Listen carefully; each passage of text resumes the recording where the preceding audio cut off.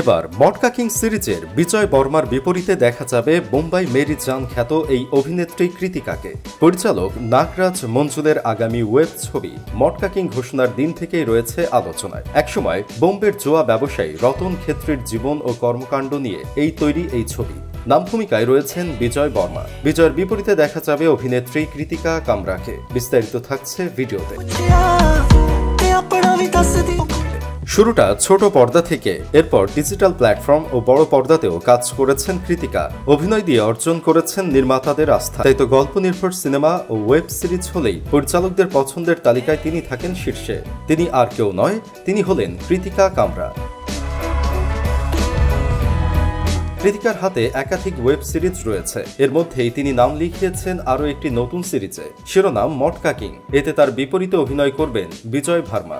ছোট পর্দায় অভিনয়ে অভিষেক হয় কৃতিকার। কিতানি মোহাব্বত হ্যায় আরোহী শর্মার চরিত্রে অভিনয় করে তিনি খ্যাতি অর্জন করেন। এরপর তাকে কুছ তো লগ কাহেঙ্গে, রিপোর্টার্স এবং প্রেম ইয়া পহেলি চন্দ্রকান্ত এর মতো শোতে দেখা যায়। তিনি নাচের রিয়েলিটি শো ঝলক দিখলা যা 7-এও অংশ নিয়েছেন এবং 2018 সালের ছবি মিত্রন দিয়ে বলিউডে প্রকাশ করেছেন।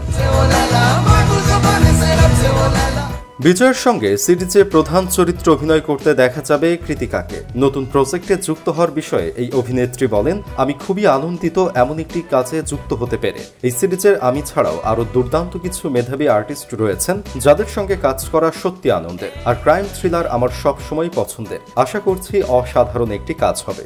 সিরিজটিতে বিজয় ভার্মা ও কৃতিকা ছাড়াও আরো অভিনয় করেছেন গুলশান গ্রোভার, সাই তামহানকার, সিদ্ধার্থ যাদব ও ভূপেন্দ্র।